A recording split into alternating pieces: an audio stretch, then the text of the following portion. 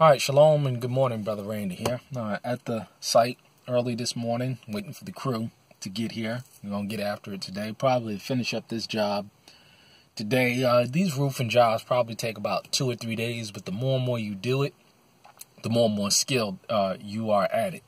And that's a blessing about repetition, is that the more and more you do something, the better and better at it you are, the quicker and quicker the job goes.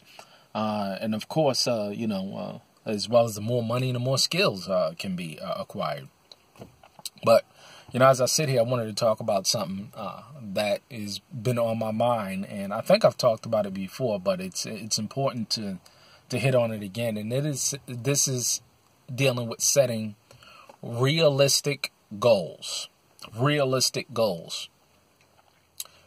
Many of you know out there, I was a project manager for over 10 years. Skilled in the areas of project management, time management, resource management in human resources, analytics, metrics. I'm very much trained and skilled and have on-the-job training and skills in these areas. Over 10 years worth of experience. And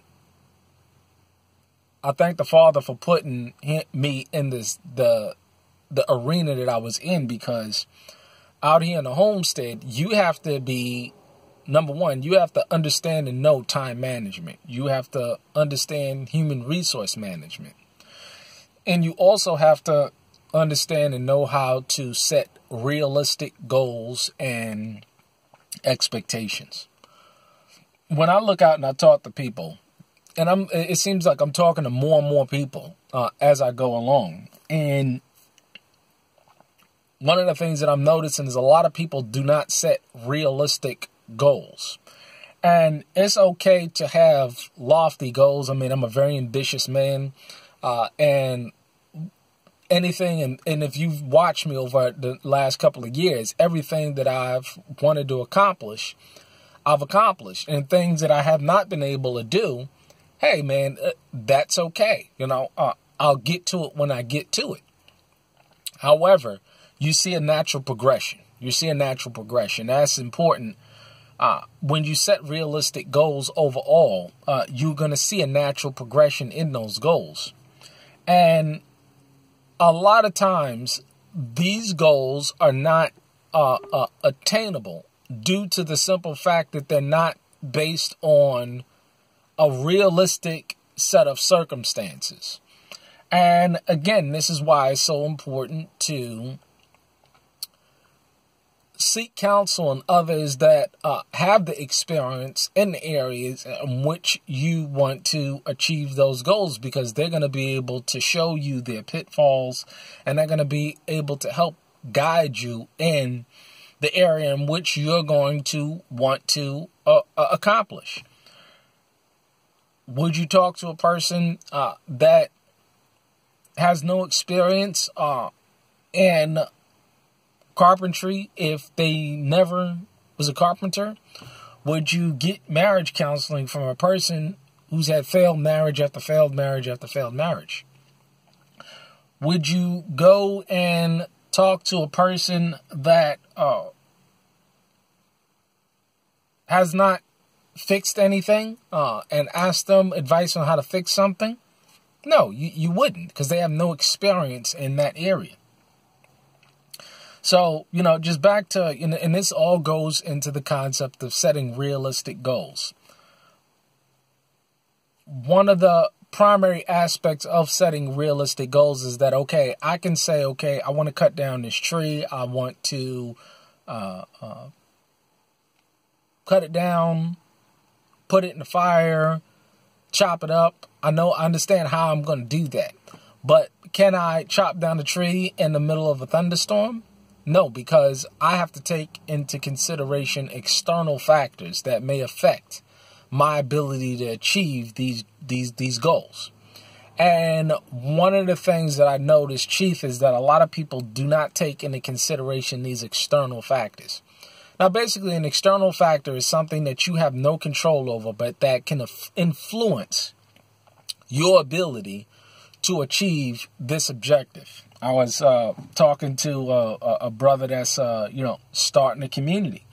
And we were talking about, people, because, if you're going to want to start, a community, whether it's a small community of 3 to 4 families or, 10 to 15 to 20 families, you have to take into consideration that you can't control these people. You can't control their economics. You can't control their financial structures. You can't control their mental state. You cannot control their physical state. These are things that you cannot control. And so he said, I want 70 people. I want to, have a community with 70 people, or, about 15, 20 families or 30 families or something like that, comprising of about 70 people. And I said, that's a good goal, but that great people, far greater ability, economics, and wisdom than us have not been able to achieve that goal, 70 people. Because when you're dealing with people, these are some things that you cannot control. And so this is why, as well, when you're dealing with these things and setting realistic goals, you have to take into consideration external factors, things that just simply put that's not in your control.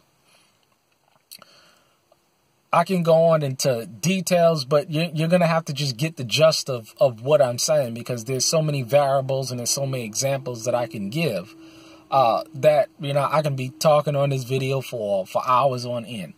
So make sure that whatever you're doing, you're sitting down and you're saying, can I have the resources? Do I have the abilities? Do I have the mindset? Do I have what it takes to accomplish this goal? And is it reasonable? I mean, can I obtain it? I mean, don't be deluded in your mind. And then number 2, you're going to have to ask yourself, what are the external factors that can possibly hinder or interfere with my ability to achieve what it is that I want to achieve? Do I have the support structure? Do I have the economics? All of these things comes into play that you have to ask yourself before you go about doing anything. Because a lot of people, I was talking to somebody early in this year, and I actually made a video. And they were talking about what they wanted to accomplish. And it didn't make sense to me. And I said, well, hey, go ahead and all right, so forth and so on. Yeah.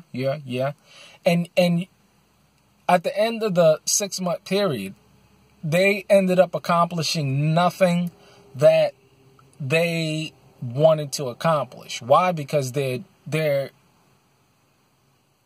plan was unrealistic from the beginning. They lacked the very foundation to achieve what they wanted to achieve. And it's sad to see people that are just so self-deceived and don't realize these things. But it's going to happen, and it's going to continue to happen. And on another note, when somebody continues to change they're constantly changing their goals. They're constantly changing the timeline. They're always coming up with new ideas. This person is unstable. They'll never accomplish anything because every 3 months, they're always coming up with a new idea, a new plan, a new concept, a new initiative. They never stick to what they originally said that they were going to do. Double-minded. They'll never achieve anything, I was talking to somebody and they were setting financial goals, It went from one figure to another figure to another figure to another figure, and those figures decreased substantially over the course of 3 or 4 months. And it's a shame, But if you don't have realistic goals and you don't know yourself, you'll never achieve anything. And these people, I always tell brethren that I talk to, these people never go on to achieve anything due to the simple fact that they're so double-minded. They never go on to achieve anything in life. When you actually look at them, it's a shame. But again, set realistic goals, do what's in your ability, and take into consideration external factors that is not in your control, and seek counsel. And if you do all those things, you're more likely to achieve success. All right, have a blessed day. Shalom. You see, nobody is still here. I like showing up first. All right, shalom.